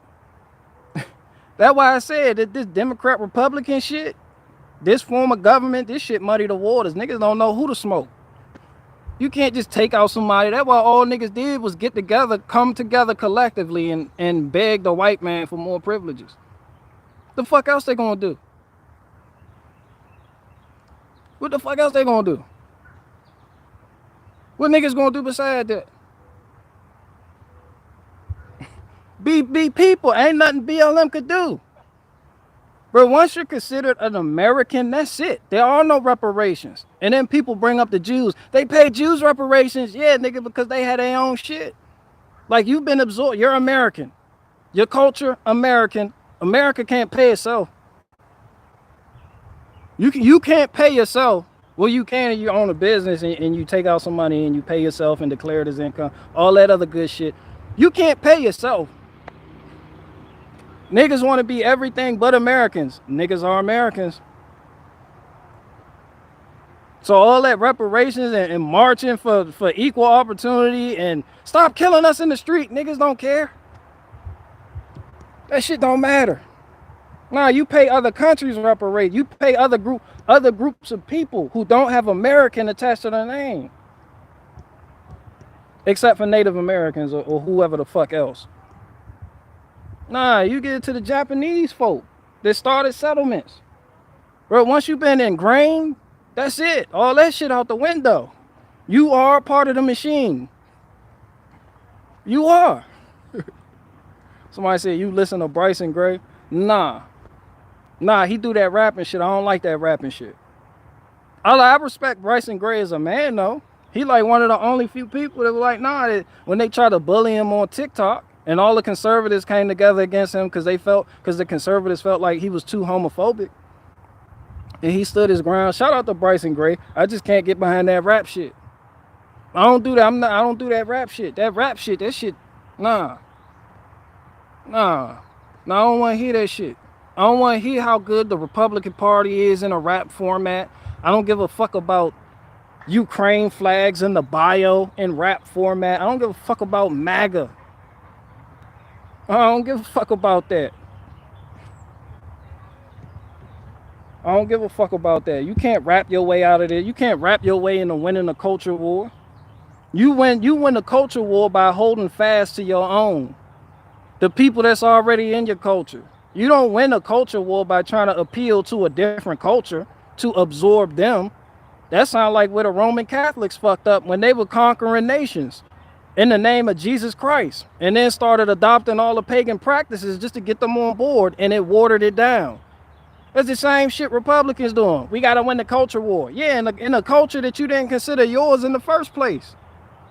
You know? Like, this ain't what we do. Nah, as a child, you think like a child, but as a man, you put away childish thoughts. Now, you can't try to absorb everybody. And right now, you see people on the right absorbing transsexuals and cross-dressers. That's why you see these weird-ass right-leaning niggas talking to, what's the nigga on the Wheaties box? They love that nigga. Now he's a Fox contributor. Moral people, I don't give a fuck about capitalism, none of that shit. Moral people wouldn't take money from a faggot.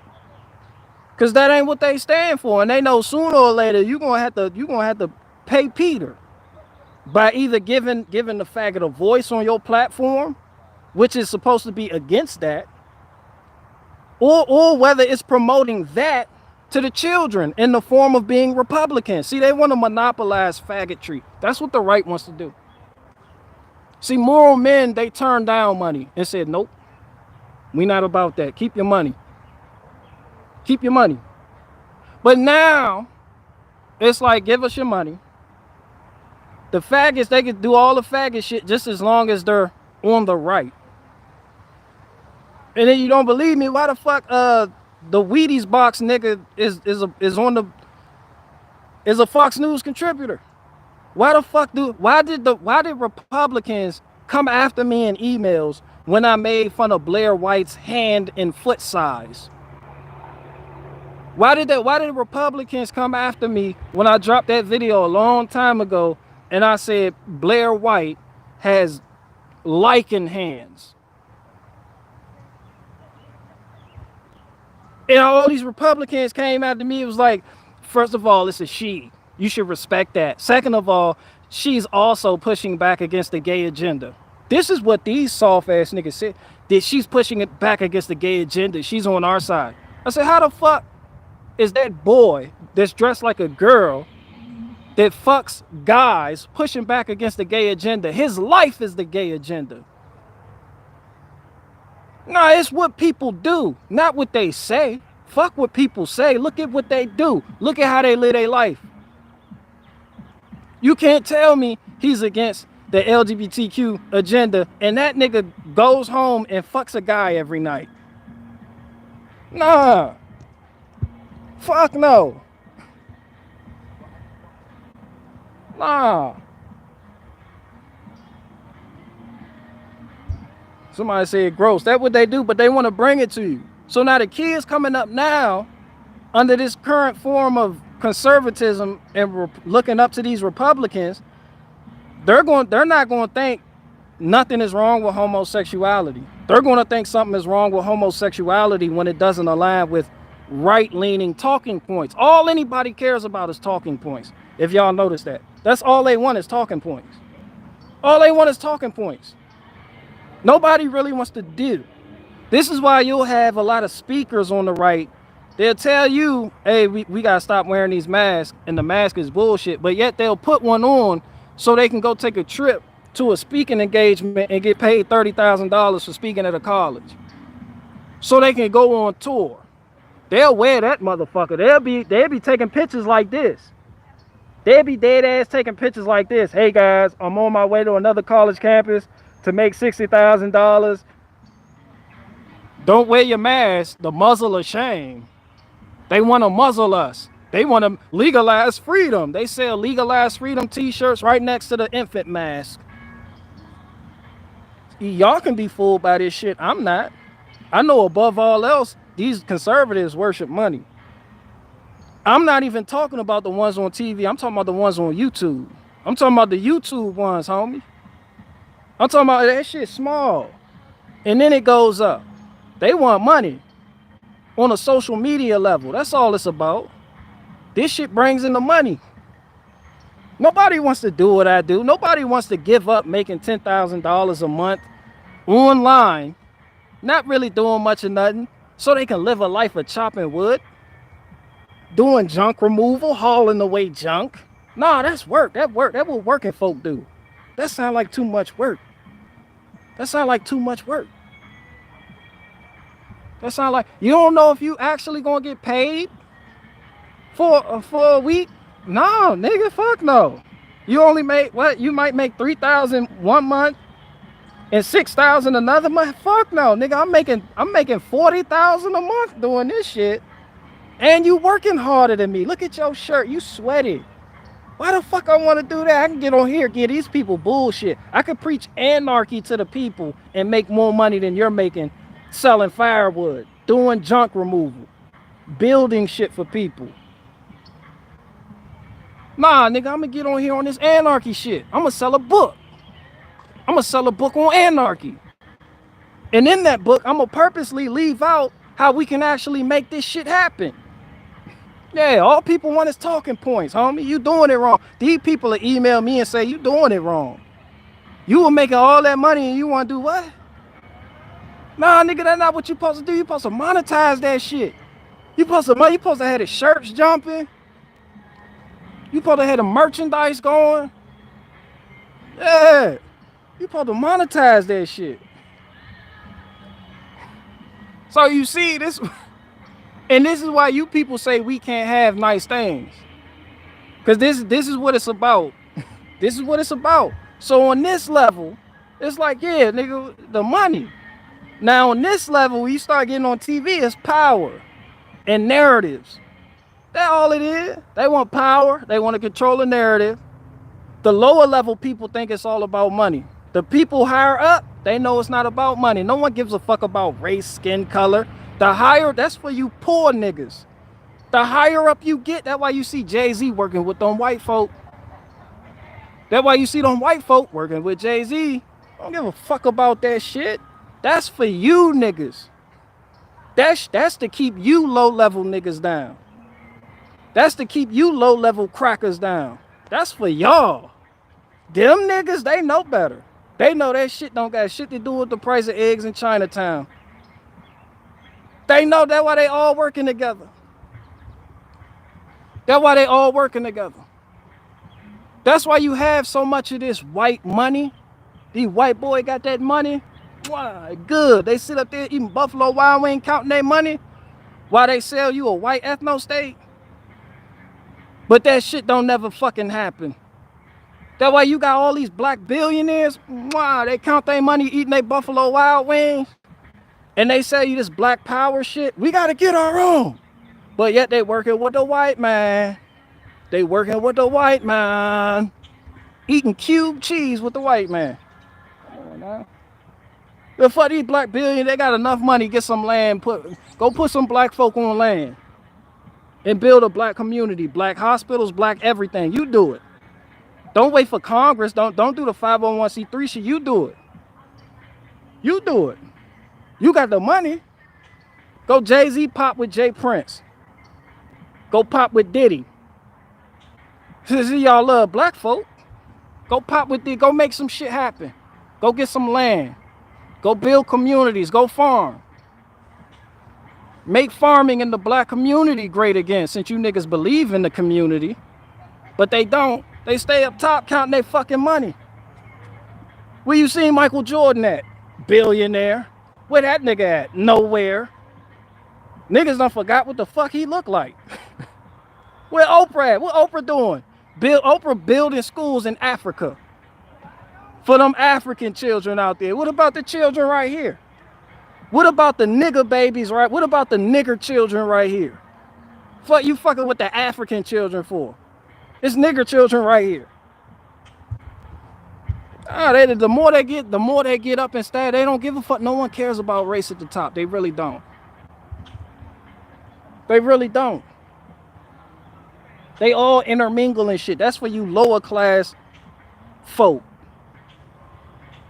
That's for you lower class folk that chase these toxic breadcrumbs. All these ideologies going on, and where the fuck these niggas at? Where y'all land at? Where y'all community? Y'all should have like 13, 40 compounds throughout the country by now.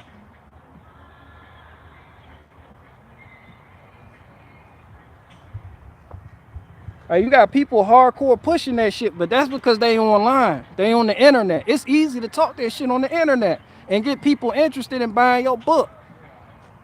That shit easy. Oh, that's all that is. That's easy. You talk your shit online. That's how you make it.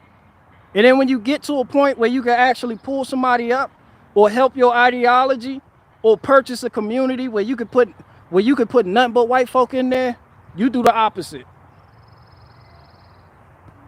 You do the opposite. Go, you buy you a town. You had nothing but black folk in there. You do the opposite. Go do the opposite. Go do the opposite. Once you finally get enough money where you can get a town filled with nothing but black folk and start your own shit and then branch out, that's when you go to Nigeria and build a school for the Nigerian children. That's what you do.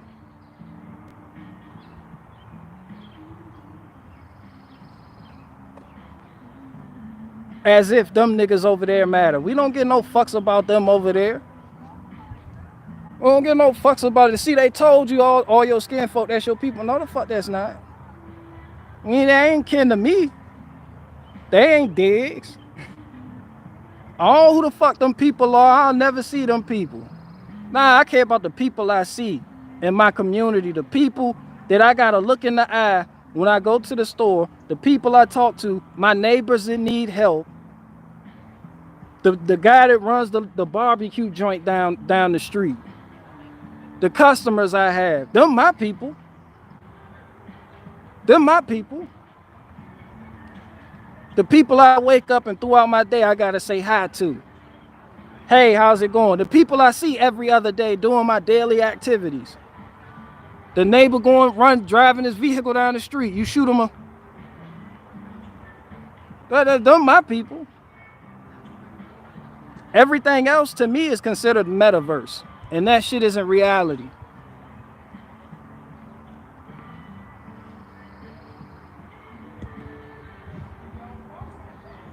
They barbecuing like shit.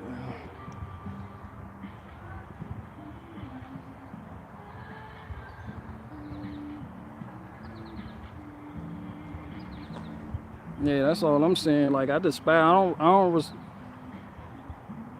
Yeah, I don't respect y'all leaders. I don't respect y'all leaders, cause y'all leaders believe in the metaverse, but they love staying in the metaverse.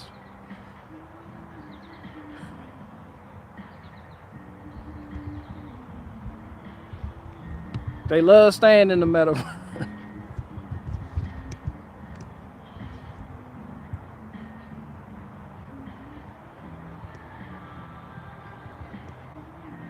In other news, I started some watermelon and cantaloupe seedlings today. Who said that? Chinese bear. Chinaman bear. Bring me the watermelons. Someone bring me bro, I got watermelons. Y'all think I'm bullshitting? I hit the cheat code. I went to the organic market, got me some watermelons. We gonna put them bitches in the ground today. I got the watermelons right here. Matter of fact, y'all come on over, Chinaman bear. I'm glad you said something. Y'all come on over here with me and look at these watermelons that we gonna put in the ground. Y'all think it's a fucking game.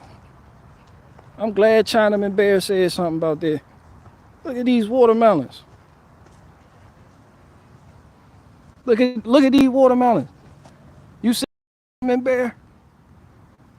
The baby watermelons. Look. What they say? GMO free.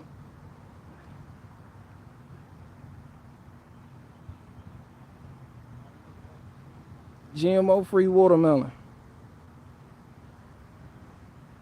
So yeah, I'm glad Chinaman Bear said that. I gotta get these. We gotta go ahead and plant these. How many we got? 6 of them?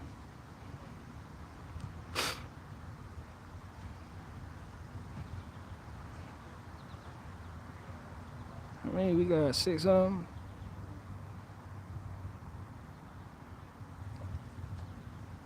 Look, what is that?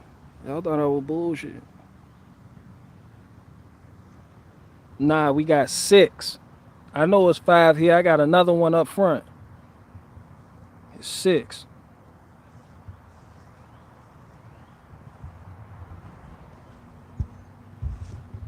Yeah, so that's what we doing today. As soon as I pull this stuff off this here grill, Chinaman Bear said, I got this watermelon seed, man. I got watermelon seed. See that my people. That's my people. You planting, bro. You putting watermelon in the ground right now. You my people.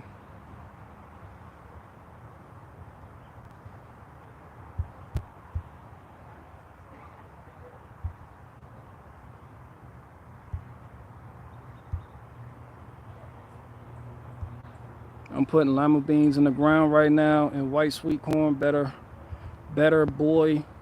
buy tomatoes, moonflowers, sunflowers, potatoes, carrots on my 5 acres I have here. Oh yeah, shout out to you, Cliff Corbett. Cliff Corbett getting shit cracking.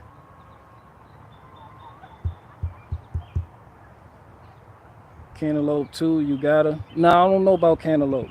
I don't know. Maybe. Possibly. Probably. It's likely. But I don't know about that. There's a strong argument for that though.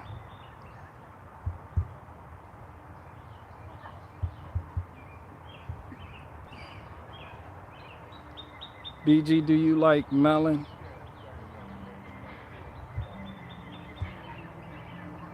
Coat your corn seeds in creosote to prevent crows from eating the seeds? For real? See, Chris Waters, I knew you were of some use. You was sitting up here acting like a little bitch the other day, but I knew you had some value to you. You know, little tidbits. You got these little fun facts with you.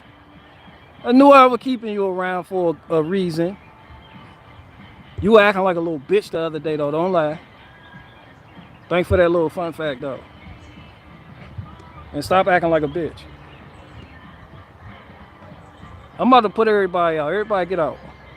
BG loves melon. Come now. Watermelon, I don't do all that other shit.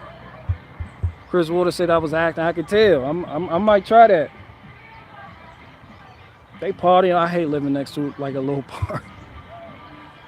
They partying like shit. I'm about to get the fuck up out of here. I'm about to. Yeah, I'm about to get. Everybody get out. Everybody get out.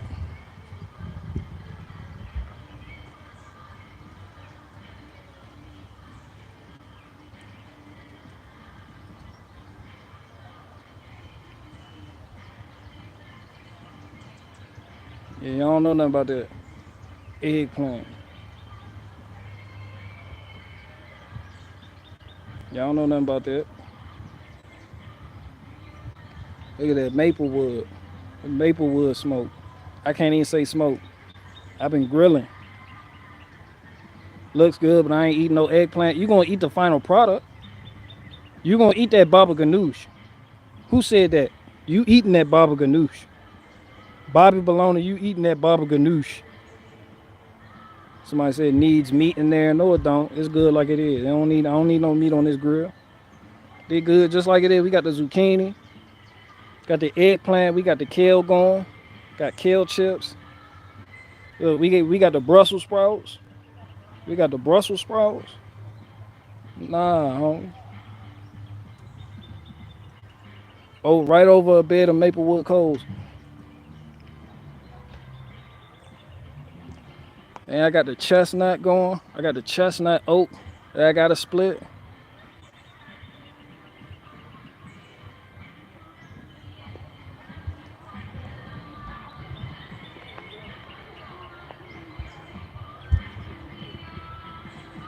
Somebody said lure the rabbit in. Joe Will said I'm about to go to McDonald's. AH. Somebody said fried pickle. There's a little community here called Maplewood. It sounds like they cut that shit up. All treble, no bass. I'm about to go over there and start dancing. This is how you go into a cookout. When you don't know who cookout it is and they got music, you just walk in the cookout.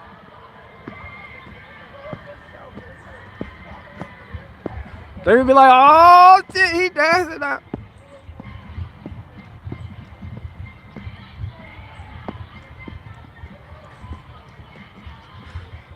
They be like, you go ahead and get a plate. See, they automatically know you family.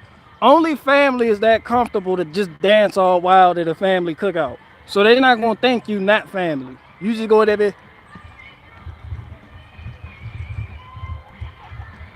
gonna be like, hey family. You be like, I'm Aunt Sandra kid. I'm Aunt Sandra kid. They be like, go get a plate. They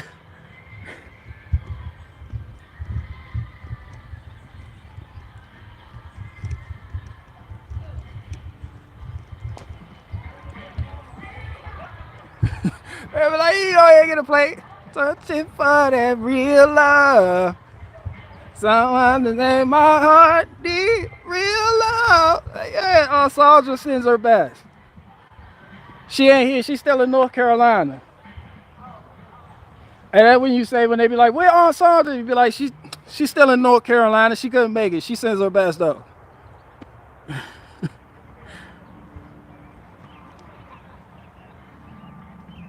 Somebody say that wall of wood is gorgeous. Oh yeah, I'm trying. It's a little something slight. All right, y'all. Y'all get up out of here.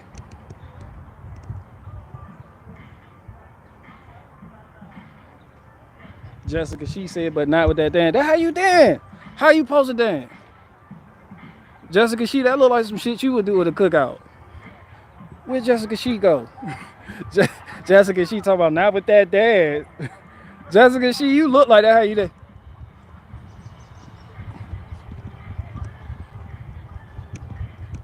That was Jessica, that Jessica, I'm out.